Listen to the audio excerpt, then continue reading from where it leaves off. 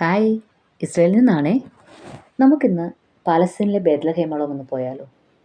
മഹത്വത്തിൻ്റെ പ്രത്യാശയാകുന്ന ക്രിസ്തു ജനിച്ച ബേത്ലഹേം, നമ്മുടെയൊക്കെ സ്വപ്നമായ ബേത്ലഹേം, നമ്മളൊക്കെ കാണാൻ ആഗ്രഹിച്ച സുന്ദരമായ ബേത്ലഹേം, യേശുവിൻ്റെ ജനനത്തിൻ്റെ കുറേ ഓർമ്മകൾ തങ്ങി നിൽക്കുന്ന ബേത്ലഹേം, വളരെ മനോഹരമായ സുന്ദരമായ സ്ഥലമാണ് കേട്ടോ. ഇപ്പോൾ നമ്മൾ കണ്ടുകൊണ്ടിരിക്കുന്നത് ദൂതൻ വന്നിട്ട് ഇടയന്മാരോട് യേശു ജനിച്ചിരിക്കുന്നു എന്ന് വെളിപ്പാട് കൊടുത്ത സഹോർ എന്ന സ്ഥലമാണ് കേട്ടോ. ഇപ്പോൾ ഇവിടെ ഒരു കാത്തലിക്സ് ചർച്ചുണ്ട്. ആ ചർച്ചിൻ്റെ പേര് ഷെപ്പേർഡ് ഫീൽഡ് ചാപ്പൽ എന്നാണ്. മനോഹരമായൊരു ചർച്ചാണ്. ശാന്തമായ അന്തരീക്ഷത്തിൽ സ്ഥിതി ചെയ്യുന്ന ഒരു ചർച്ചാണ്. ഇവിടെ ആരാധന നടക്കുന്നുണ്ട്. കാത്തോലിക്സിൻ്റെ ആരാധന ഇവിടെ നടക്കുന്നുണ്ട്.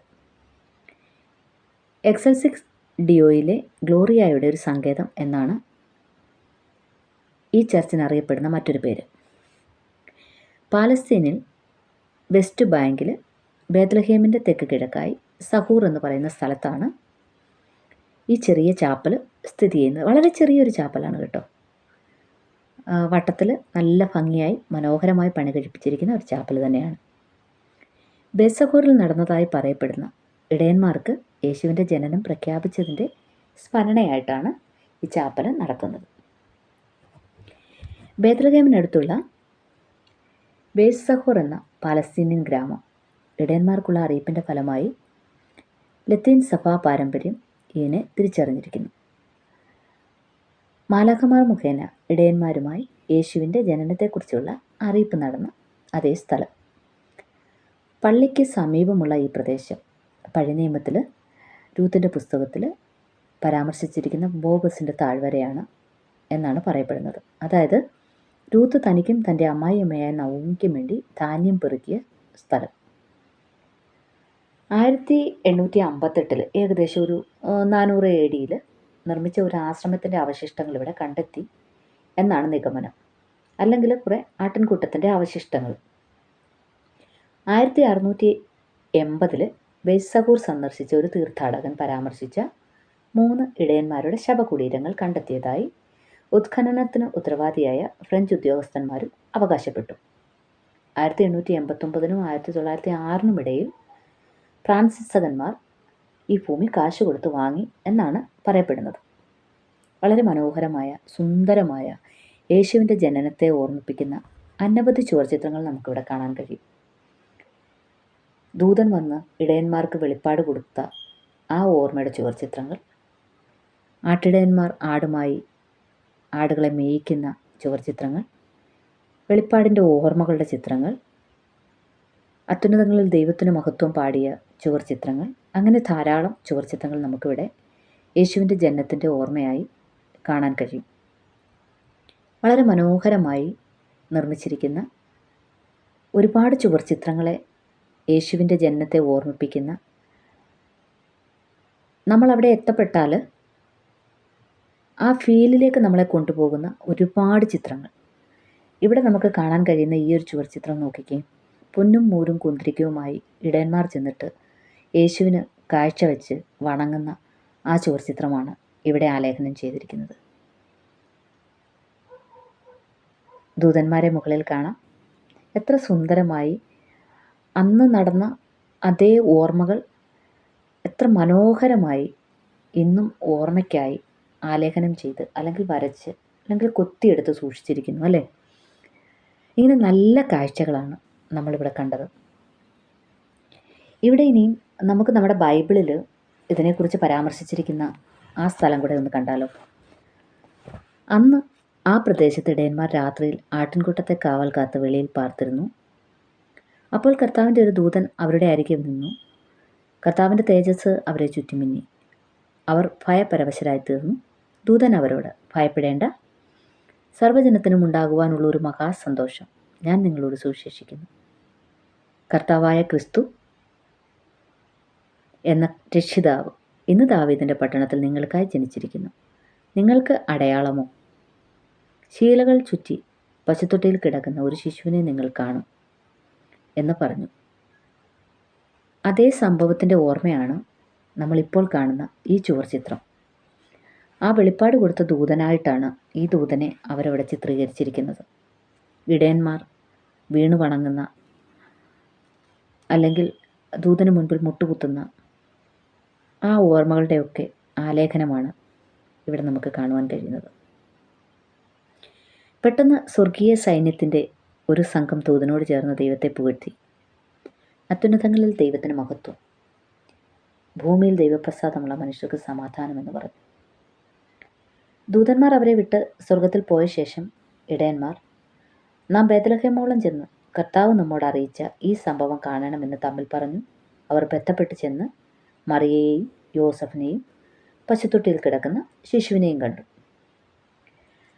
അങ്ങനെ സുന്ദരമായ ആ സംഭവത്തിൻ്റെ ഓർമ്മയുടെ ഒരു ചാപ്പലാണ് നമ്മളിപ്പോൾ കണ്ടുകൊണ്ടിരിക്കുന്ന ഈ ഷെപ്പേർഡ് ഫീൽഡ് ചാപ്പൽ. ഇതിനോട് ചേർന്ന് തന്നെ ഒരു ചെറിയ കേവ് ഉണ്ട് കേട്ടോ. അപ്പോൾ ഇടയന്മാർ അവിടെ ആടുകളെ മേയിച്ചുകൊണ്ട് രാപാർക്കുകയായിരുന്നു എന്നാണ് പറയുന്നത്.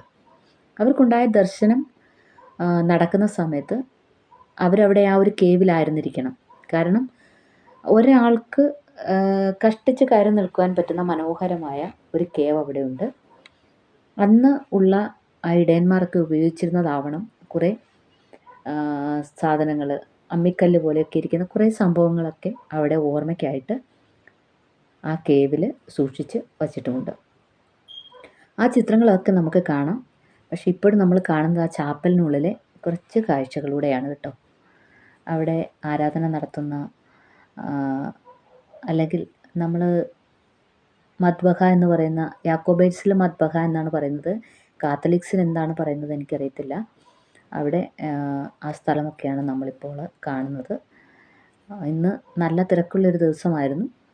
അപ്പോൾ അതിൻ്റേതാകുന്ന രീതിയിൽ ആൾക്കാരൊക്കെ ഉണ്ടായിരുന്നു. ഇന്ന് ആരാധനയൊന്നും നമ്മൾ കണ്ടില്ല.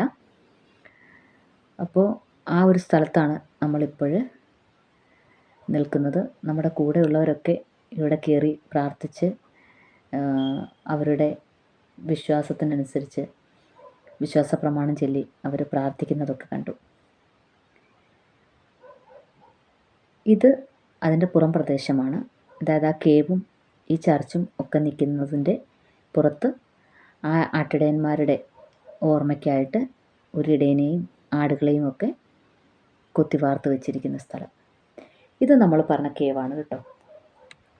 മനോഹരമായൊരു കേവ്.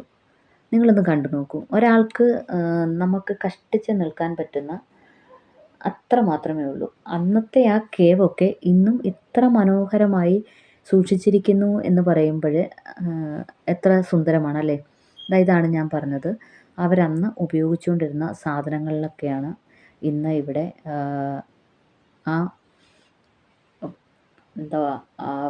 ഫ്രഞ്ച് ഉദ്യോഗസ്ഥരൊക്കെ കണ്ടെത്തി ഇതൊക്കെ അന്നത്തെ ഓർമ്മകളാണ് എന്ന് പറഞ്ഞ് ഇന്നും മായാതെ സൂക്ഷിച്ചിരിക്കുന്ന ഓർമ്മകൾ.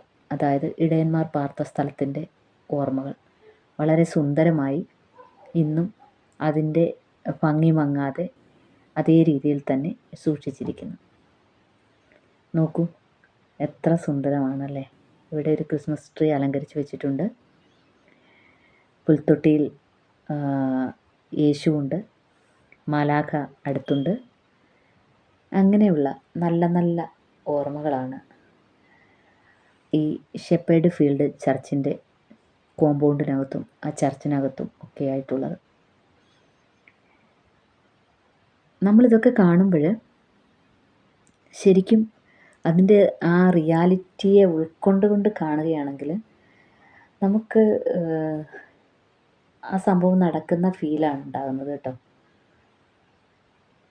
ഞാനിതിൻ്റെ ഇടയ്ക്ക് വീഡിയോ എടുക്കുമ്പോഴും ഈ സംഭവങ്ങളൊക്കെ എൻ്റെ മനസ്സിലൂടെ ഇങ്ങനെ തെളിഞ്ഞ് അന്ന് ആ നടന്ന അതേ സംഭവങ്ങളുടെ ഒരു പുനരാവിഷ്കരണമായിട്ട് എൻ്റെ മുന്നിലൂടെ ഇതൊക്കെ കടന്നുപോയി. അപ്പോൾ അതുകൊണ്ടാണ് ഞാൻ നിങ്ങൾക്കും കൂടെ ഇതൊക്കെ പങ്കുവെച്ചത് കേട്ടോ. ഞാൻ പറഞ്ഞതിനകത്ത് എന്തെങ്കിലുമൊക്കെ മിസ്റ്റേക്കുകളൊക്കെ ഉണ്ടെങ്കിൽ നിങ്ങൾക്ക് വന്ന് വീഡിയോയുടെ താഴെ കമൻറ്റ് ചെയ്യാം കേട്ടോ. ഞാനിതിനകത്തൊക്കെ ഗൂഗിളിലൊക്കെ സെർച്ച് ചെയ്തെടുത്തിട്ട് ഞാൻ നിങ്ങൾക്ക് വേണ്ടി അതൊന്ന് പങ്കുവെച്ചതാണ്. എൻ്റെ ചെറിയ അറിവുകളൊക്കെയാണ് കേട്ടോ ഞാൻ പറഞ്ഞത്.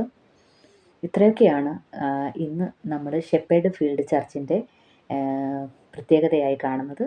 ഇനി നമുക്ക് ബേത്ലഹേമിലൊക്കെ നമ്മുടെ യേശു ജനിച്ച സ്ഥലത്തേക്ക് ഇവിടുന്ന് ഒരു അരമണിക്കൂറത്തെ ദൂരമുണ്ട്. ഇനി നമ്മൾ അവിടേക്കാണ് പോകുന്നത്. അതിൻ്റെ കുറച്ച് കാഴ്ചകളും വിശേഷങ്ങളും ഒക്കെ അടുത്ത ഒരു വീഡിയോയിൽ നമ്മൾ പങ്കുവെക്കാം. കാവൽ മാലാഖമാരേ കണ്ണടയ്ക്കരുതേ, താഴെ പുൽത്തൊട്ടിലിൽ രാജരാജൻ മയങ്ങുന്നു.